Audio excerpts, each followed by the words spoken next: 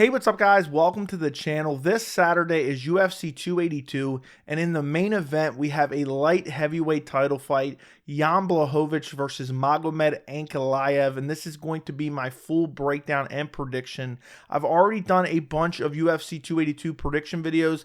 I will link them all down in the description if you want to go check them out after this, and I will be doing a live post-fight this Saturday, so make sure you subscribe to the channel and turn on notifications so you don't miss that. So this is a main event that kind of came out of nowhere. The original main event for UFC 282 was Jiri Prochazka versus Glover Teixeira 2, a fight that we all wanted to see, you know, particularly after UFC 275, which was the fight of the year. Well, unfortunately, Jiri Prochazka injured his shoulder a couple weeks ago. Apparently, it's a very serious shoulder injury. He's going to have surgery. He's going to have to do rehab. And supposedly, he's going to be out for an extended period of time. So Jiri Prochazka and the UFC decides that Jiri Prochazka is going to vacate the light heavyweight title.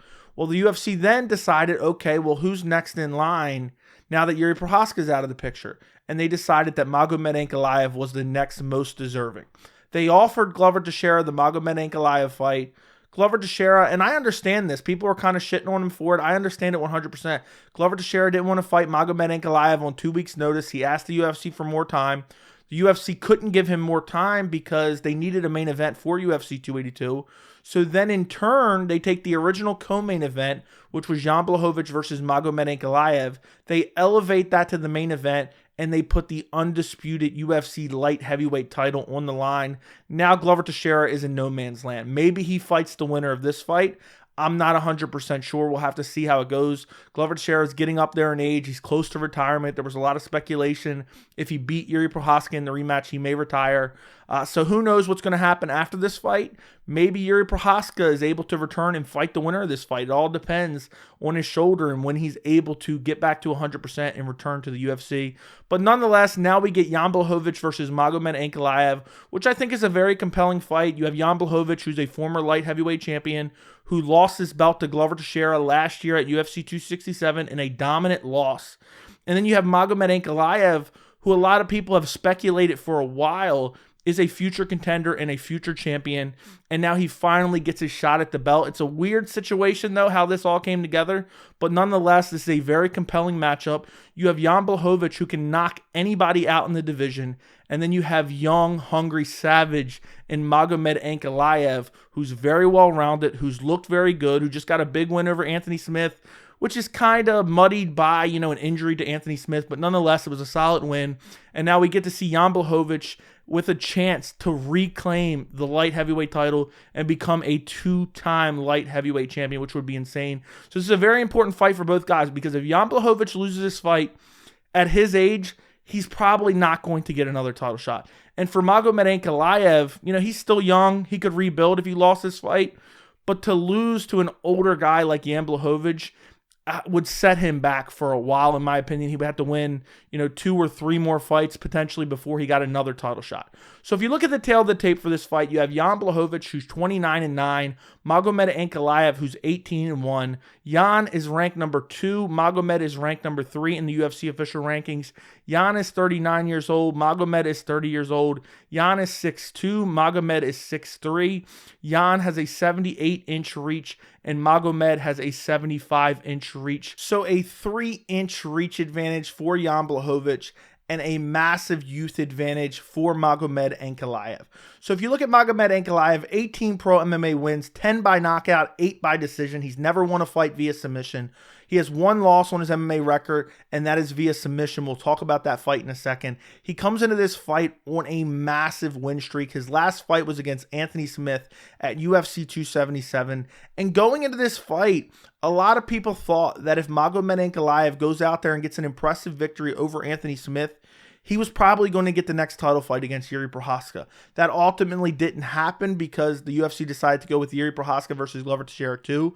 But in this fight against Anthony Smith, it's a very weird win, and it's actually the same case for Jiri Blachowicz, we'll talk about in a second. But this fight was a very competitive first round, and then at the end of the first round, Anthony Smith kind of falls to his back, and then he goes back to his corner, and he says, "There's something wrong with my ankle." Then he comes back out in the second round. He immediately shoots in on a takedown. He can't get the takedown, so then he pulls guard. And then Magomed Ankalaev just starts smashing him with brutal ground and pound and gets the TKO in the second round. But because of this ankle injury, and I think it ended up being a broken ankle for Anthony Smith, because of this injury to Anthony Smith, it kind of, people started looking at it as like, okay, this isn't really a credible win. Anthony Smith got injured. We don't really know how he got injured. And now, it kind of delegitimizes the win for Magomed Ankalaev. But I still thought it was a solid performance. But I think the injury to the ankle of Anthony Smith may have very well cost Magomed Ankalaev a title shot. I know ultimately ended up getting it because Jiri Prochazka got injured, but you get the point. The fight before that was against Thiago Santos in March of this year. This was a relatively uneventful fight. Magomed Ankalaev, I think I had him winning 4-1, and the one round that he lost was because he got hit with a big punch and dropped. He wasn't hurt really bad. He wasn't close to being finished, but it was a close round, and Thiago Santos essentially stole the round with that one punch when he dropped him. There wasn't a lot of grappling in this fight. I think there was only one round where Ankalaev really mixed in the grappling in this fight, but he won it. It wasn't a super impressive performance. Thiago Santos no longer even in the UFC. The fight before that was against Volkan Ozdemir at UFC 267. Ankalaev looked pretty good in this fight. He was tagging Volkan Ozdemir. First round was competitive. I think Ozdemir might have even won the first round. But after that, it was like Ankalaev was just taking over. He was tagging Ozdemir badly, bloodying up Ozdemir, and just beat him up and won a unanimous decision. Fight before that, he beat Nikita Krylov by unanimous decision. That has aged pretty well. Nikita Krylov has been doing pretty good in the UFC as of recently. And then the fight before that, he fought Ion Cutelaba, brutally KO'd him. And that was an interesting fight because the fight before that, he got a TKO over Ion Cutelaba, but it was like Cutelaba was playing possum, and the referee just jumped in and stopped it. And it was a weird stoppage, and they kept trying to reschedule the fight, and it kept getting canceled, and they finally did it. They finally rescheduled the fight, and Ankalaev went out there and brutally finished him in the first round. Outside of those wins, there's really not much more to talk about. He doesn't have the greatest resume. His best win is Anthony Smith, but, there's that injury looming over top of that. His only loss was in his UFC debut against Paul Craig, where he lost via triangle choke in the third round of a fight that he was winning. And I don't know how much you can take away from this. This was all the way back in 2018. He just made a mistake hanging out in the guard of Paul Craig and gets triangle. And we know how good Paul Craig's jiu-jitsu and submission game is. So if you look at Jan Blachowicz, he has 29 pro MMA wins, 9 by knockout, 9 by submission, 11 by decision. Of his 9 losses, 2 by knockout, 2 by submission, and 5 by decision. His last fight was similar to Magomed Ankalaev versus Anthony Smith. He beats Alexander Rakic, but there's an injury. This was a competitive fight. Really, we hadn't really seen one guy pull away from the other in this fight. I think I had Jan Blachowicz winning the first round. You had Alexander Rakic winning the second round, and then the third round had kind of just started. And Rakic had been eating a lot of leg kicks, but he steps back, blows out his knee. The fight's over. And it's kind of like you just left unsatisfied. Now, I'm not going to say this is a fluke win because Jan Blachowicz did go out there and brutally attack the legs. He was also checking a lot of leg kicks from Rakic in this fight. He may have very well caused that injury, but it's still not the performance you want to really get concrete answers about where a guy's at. I actually picked Rakic in this fight. I thought he was definitely going to win this matchup. He ultimately blows out his knee and loses. But there's not a whole lot you can take away from this fight for either guy. But Jan Blachowicz did look improved from his previous performance against Glover Teixeira, which was back at UFC 267, October of last year. And he got dominated by Glover Teixeira in this fight. I mean, it was not close. It was a blowout. He gets rear naked choked in the second round, taps immediately. First round, Glover Teixeira got him down early, controlled him the entire first round. He really just had nothing to offer off of his back. Second round, he landed at some shots, but then Glover Teixeira lands a nice left hook, kind of wobbles him a little bit, then shoots in on a takedown, gets him down, immediately moves the mount. Jan Blachowicz ends up turning over, giving up his back, flattened out, and he tapped before the choke was even in. And I don't know what to make of this fight because watching it live, I felt like something was off about Jan Blachowicz. And maybe Jan Blachowicz is one of those fighters who will come in with an injury, have a bad performance, and then never publicly state, I was injured in this fight, and not try to make an excuse because something seemed off in this fight. The cardio looked horrible. The movement looked horrible. The takedown defense, I mean, he stuffed a couple takedowns, but he just looked completely off in this fight. When you look back at his performances before that, Israel Adesanya at UFC 259, I picked Jan Blachowicz in this fight. He went out there and, the commentary was atrocious, but Jan Blachowicz pretty much dominated this entire fight. He dominated on the ground and standing. It was a very good performance from Jan Blachowicz in a fight that a lot of people were counting him out of. Then before that, at UFC 253, he fought Dominic Reyes.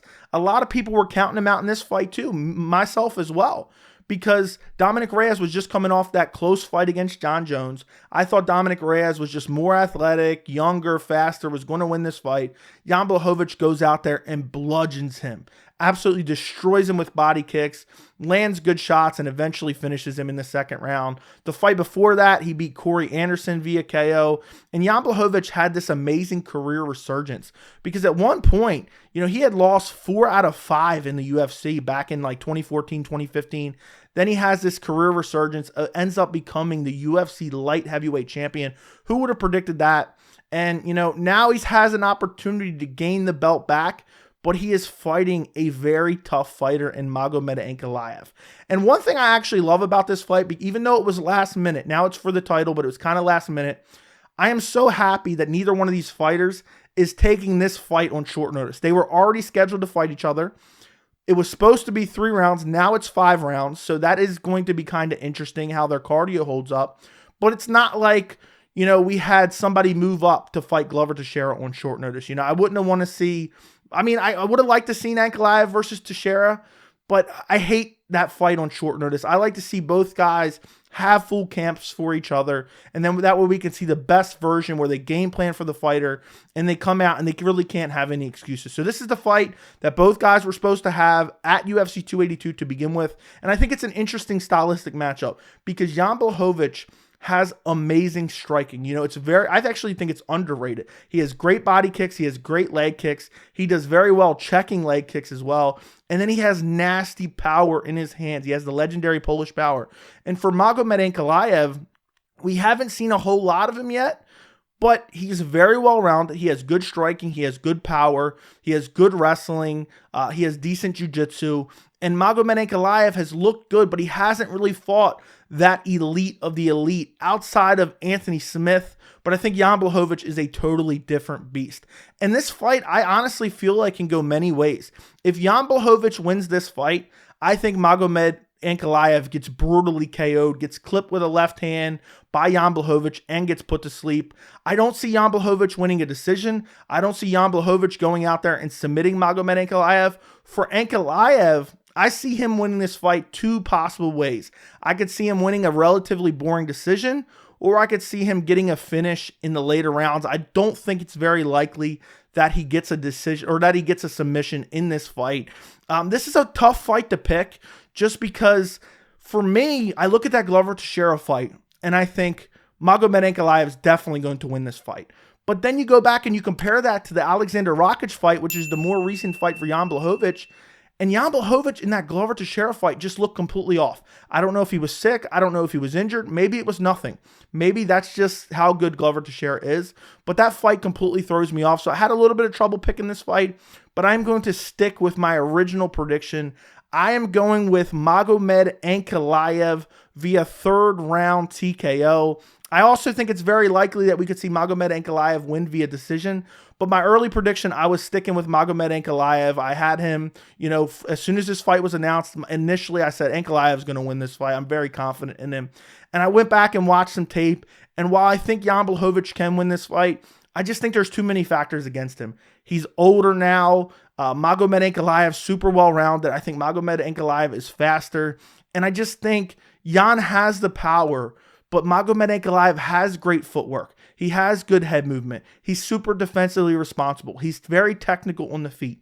And while I think Jan has an advantage in the striking, I think Ankalaev can mix in the grappling, can mix in the clinch work, and I think he's going to have Jan kind of playing a guessing game. And I think Magomed Ankalaev is going to be able to land good shots on the feet and can get out of the way of the shots of Jan Blachowicz, especially the power shots. I think Jan is just getting older, and I think he has to find the knockout. And Magomed Ankalaev has a very good fight IQ. He's going to come in. I think the early rounds are going to be kind of boring, where, Ankalaev is just kind of picking away and landing some decent shots. And Jan Blachowicz lands, a fairly powerful shot here and there. But I just don't think he's going to connect with that one big shot that he needs to find to put Magomed Ankalaev away. And I think what's going to happen is, as the fight goes on, I think Jan Blachowicz is starting to get a little bit more desperate. I think Ankalaev sees a hole in Jan Blachowicz's game with the grappling, with the wrestling. And I think Magomed Ankalaev is going to be pushing Jan against the fence, wearing on him, eventually find a takedown. And I think in the late third round, he's going to finish him via ground and pound. Because one thing I've noticed about Jan Blachowicz, even in the Alexander Rakic fight, I think it was in the second round, and especially in the Glover Teixeira fight, which we already talked about, once he gets taken down and the position is cemented and he's stuck on his back, he really doesn't have a great ability to get back to his feet. And I think Magomed Ankalaev will exploit that in this fight. So you could see a first round where Magomed Ankalaev, it's kind of even on the feet, both guys landing shots, and then Magomed Ankalaev initiates the clinch. And then he trips Jan Blachowicz to the ground, controls him on the ground a little bit, wins round one. Then in the second round, a similar situation where it's even on the feet. He mixes in some clinch work. He gets a takedown, lands a couple shots on the ground, wins that round as well. And I think Jan's cardio at his age is going to not look particularly well, especially when he's forced to grapple.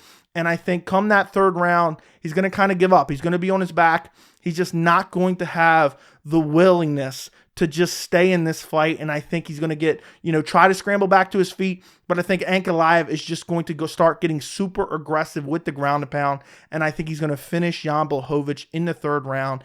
And, I know it's crazy because I'm saying Ankalaev is going to grapple him, but Ankalaev has very good kicks on the feet as well. So don't be surprised if you see like a head kick KO from Magomed Ankalaev. He has very good kicks. And also, I've noticed watching his recent fights, he is much improved. He's very good at checking kicks, and he's very good at even checking body kicks. He'll bring up the knee to block body kicks. Jan Blachowicz loves slamming in that body kick. And I just think, the youth of Magomed Ankalaev, the speed of Magomed Ankalaev, and the overall well-roundedness of Magomed Ankalaev. Meanwhile, you have Jan Blachowicz, who really has to KO you, and that's really his only path to victory. So that's why I have to go with Magomed Ankalaev, third round TKO. Let me know what you guys think down in the comments. Don't forget to like the video, and thank you so much for watching.